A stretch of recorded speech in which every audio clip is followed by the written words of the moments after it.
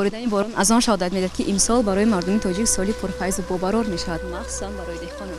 ё шабнаҷон хубаш ба назди бонувони шаҳри Ваҳдат, ки дар ин ҳавои боронӣ бо як дилҳои гарм бо ҳам ҷамъ омадан меравему барномаро оғоз мекунем. тафтӣ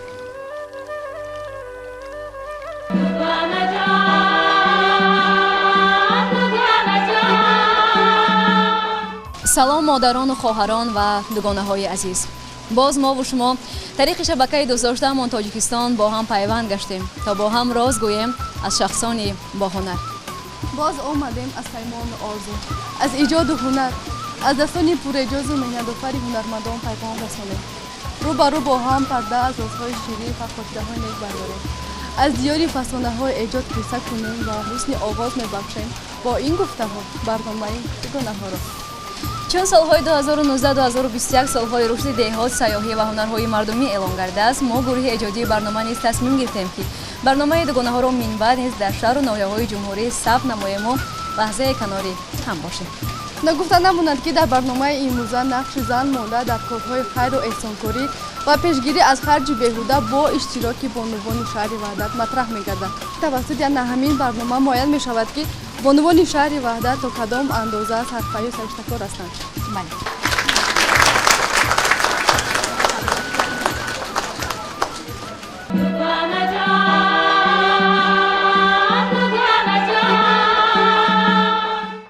мегӯянд, ки сарфаи сари оташдон савдогари Ҳиндустон.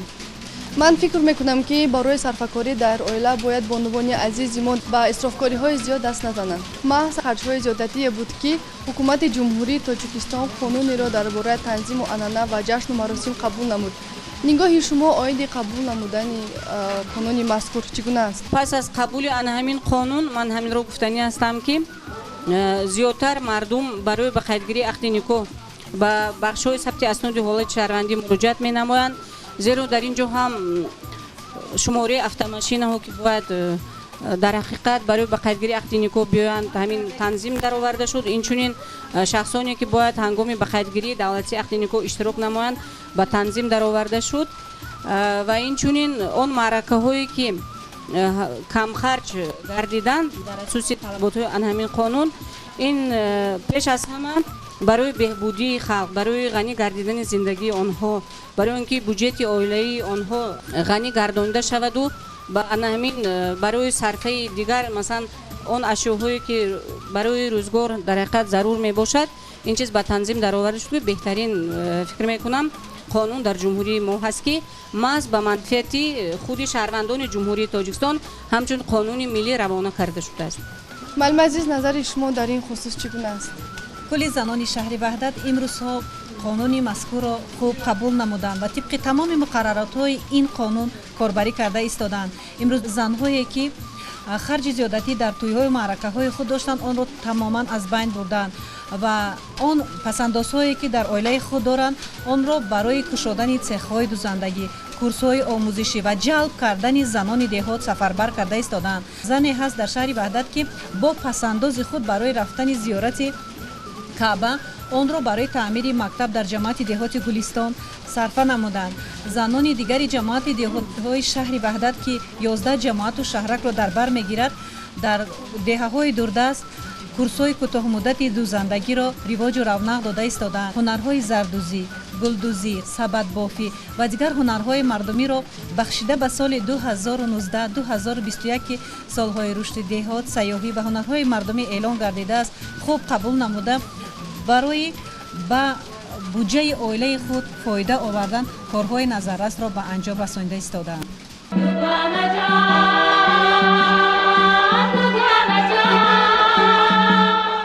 зан модар ситораи зиндагӣ, ситораи дурахшонест, ки ҷаҳонро нуру ҷило мебахшад ва он поку беолоиш буда басо меҳрубон аст ва мутаассифона дар аксар ҳолатҳо муайян мегардад, ки бештар ба ҳамин исрофкорӣ бонувон роҳ медиҳанд, ки ин боиси мушавашхотирии дигар сокинони кишвар мегардад. мехостам назари шуморо дар ин маврид бифаҳмам. дар ҳақиқат сарфаю сариштакорӣ кори мо модарон аст ва бояд ин рисолати бузурги инсониро ба фарзандони хеш омӯзем. ва дар ҳақиқат бонуи сарфакори сари оташдон беҳ аз савдогари Ҳиндустон гуфтанд ва танҳо модар бо сарфаю сариштакории хеш метавонад به زندگی نموی تازه دیگری را زم سازد و تنها صرفه و سرشته‌کاری میتواند در زندگی برکت را بیارد.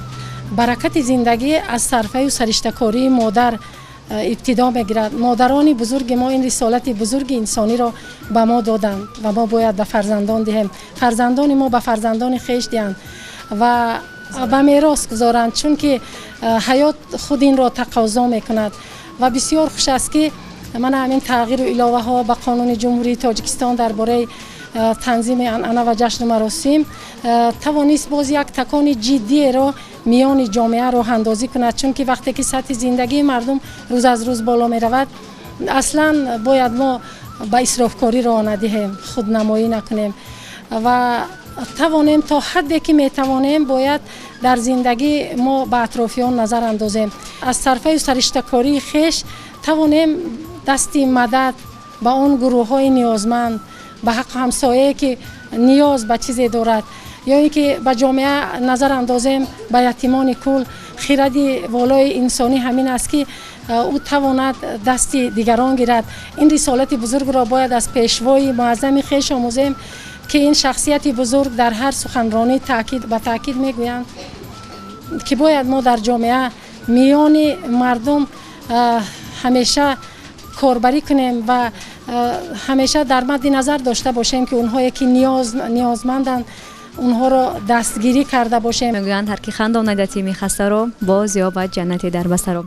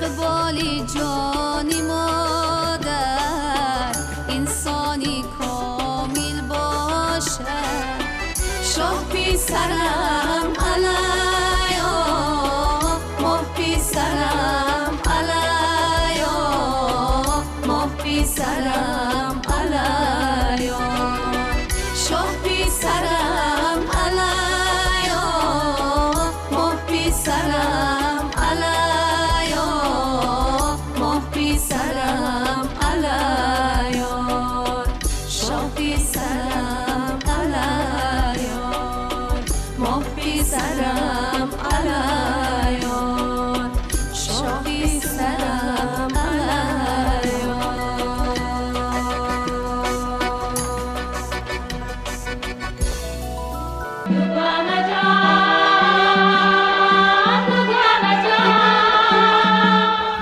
мегӯянд сарфаю сариштакорӣ баракати зиндагист. Шумо ин мафҳумро чӣ гуна шарҳ медиҳед? ман бисёр миннатдорам, миннатпазирам аз ташаббусҳои асосгуро сулҳу ваҳдати миллӣ, пешвои миллат, президенти ҷумҳурии Тоҷикистон муҳтарам Эмомалӣ Раҳмон, ки ду қонуни тиллоиро барои мо таҳия намуданд. Танзими анъана ва ҷашну маросим ва қонуни масъулияти падару модар дар таълим тарбияи фарзанд. албатта ҳамин сарфаю сариштакорӣ аз оила шурӯъ мегардад. агар падару модар дар оила ба сарфаи сариштакорӣ фарзандони худро роҳандозӣ намоянд, оянда дар мактаб, дар боғчаҳо, оянда баъд анамин кӯдакон, фарзандони мо, ҷавонони мо ба сарфаи сариштакорӣ одат мекунанд. сарфакорона, сариштакорона истифода бурдани барг аз ҳамин оила боз шурӯъ мешавад. аз бештар аз бонувон, аз занон, аз модарон, аз бибиҳо сар мешавад, ки дар хона ҳамаи истифодабарии барқро бояд ба ҷавонон, ба фарзандони худ чикор кунанд, омӯзонанд, ки чӣ хел барқро истифода баранд, молатикати истифода баранд, масалан зарфро, барқро сарфаи сариштакорона истифода баранд, дар вақти зарурӣ истифода баранд, дар вақте ки дар кунез барқро бояд хомӯш кунанд, албатта дар вақташ мана пардохт кунанд.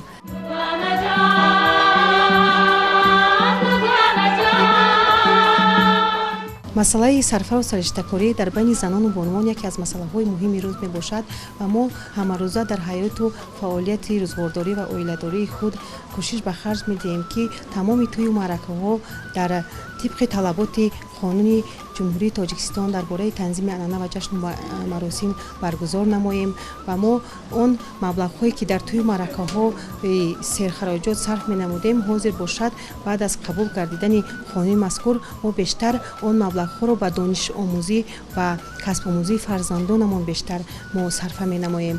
мо бо унвони омӯзгор бештар дар бо хонандагони муассисаҳои таълимӣ дар дарсҳои ҳамарӯза, дар чорабиниҳое ки баргузор менамоем, бештар онҳоро ба сарфаву сариштакорӣ талқин менамоем, ки онҳо ба ҳаёти мустақилона омода шуда бештар ба сарфаву сариштакорӣ риоя намоянд.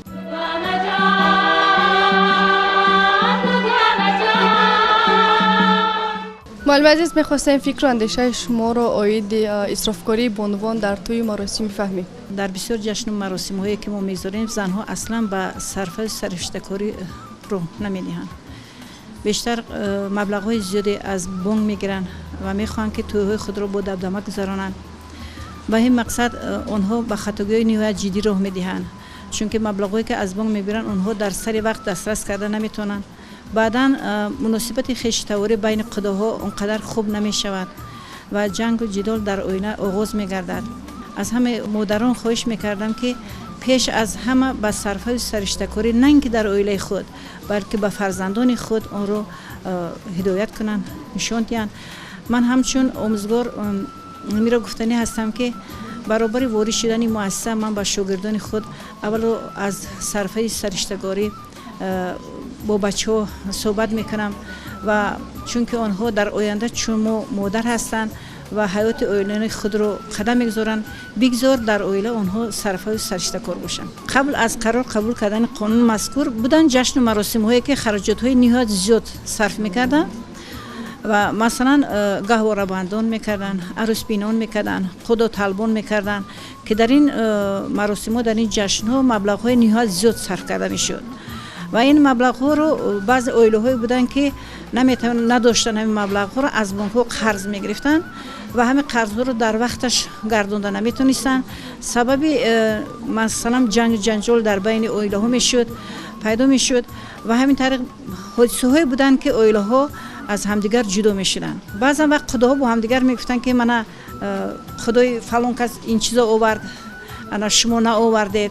همین خیلی بحثا بین خداها دوام دادن میگرفتن و همین سبب ها میشد که اویله ها چی میشدن ویران میشدن. بنابر همین از همه پدر و مادران خواهش میکردن که با قانون مذکور رعایت میکردن. بگذار پدر و مادران فرزندان خود را همینطور تربیت کنند که در آینده آنها صرفه سرشته‌کار باشند.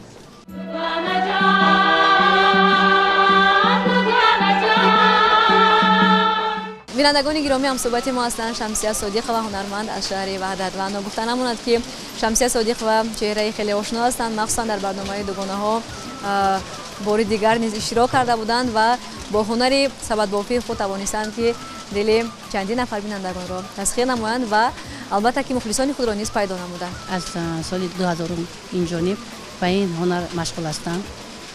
خیلی موفقم شدم در این جاده هنر.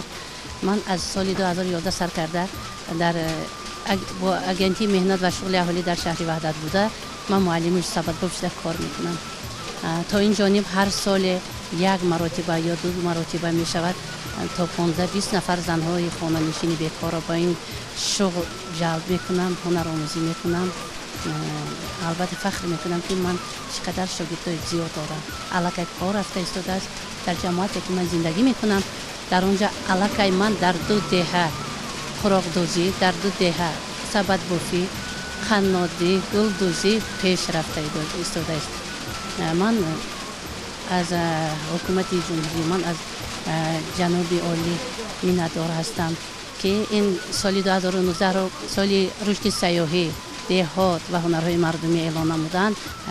ما میخواهیم در این سال باز هم بهتر و خوبتر این هنرها رو با زنها یاد دهیم. می‌گوید که همین شغل هنرمندی برای غنی گرداندن بودجه اویله آیا مساعدت می‌نماید؟ در اویله خود من الکی با دو کلی نبرم مالکای هنرهای خود را سایکل میدیم در حالتایی که بیکاریم زمستان بسیارتر هنرامون استفاده میبریم. بعدا سبدهایی که بافتیم در چاره‌بینی ها برده و یا را سودا میکنیم. الکی بودجه اویله ما یک مبلغی خوب به دست میاد در بودجه اویله. بینندگان گرامی، وقتی که با بانوان شهر وحدت هم صحبت میشویم واقعا درک میسازی که آنها یک کانی هنر هستند. و هم صحبت نوبتی ما هستند گلسره تبر و بافنده از شهر وحدت که قریب طول 40 سال میشود به هنر بافندگی مشغول هستند. خواستم درباره هنر بافندگی خود به بینندگان کمی معلومات میدادید. من رهبر محفل بافندگی مرکز ایجادی کودکان و نورسان شهر وحدت زیاده از 40 سال در این مرکز من یعنی کار کرده گشتم. یعنی من این محصول دستانی من رویمال ها، پایپاقچه ها، کلاه ها، بی آستین، یعنی این محصول دستانی من است و من این هنر خودم را به دختران، یعنی دخترانی که به محفل ما میآیند آموخته آنها یعنی این هنر را یاد گرفته، یعنی برای زندگیشان آنها هیچ وقت دستشان یعنی بی پول نمیماند. آنها این چیزها را بافته به بازار یعنی به همسایه هاشون و دیگرها، به پدر و مادرشان و خواهراشان یعنی چیزی یاد گرفتگی خودشان را ببافند.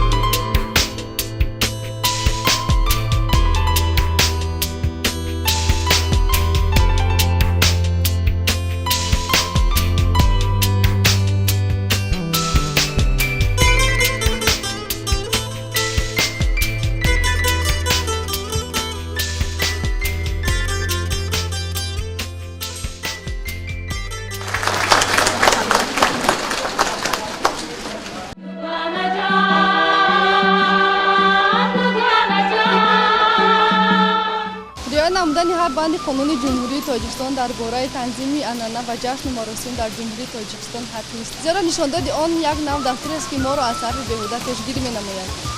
بله زینا، همین قبول قانون جمهوری تاجیکستان درباره تنظیم عنعنه و جشن و مراسم در جمهوری تاجیکستان برای بلند برداشتن سطح نیکو احوالی مردم مساعدت نمود. بعد قبول قانون مذکور هستند چنین نفرانی که به اسرافکاری راه می‌زنند و اگر ما در یکجایی هم مکتب هم اویله و هم جامعه فعال فعالیت نماییم، فکر می‌کنم که پیش راهی اسرافکاری را گرفتن می‌توانیم، یعنی به این هدف خود ناامید می‌گردیم. بله بینندگان گرامی، جامعه نسیم و فرجام برنامه این دوگانه ها تا برنامه بعدی خیر.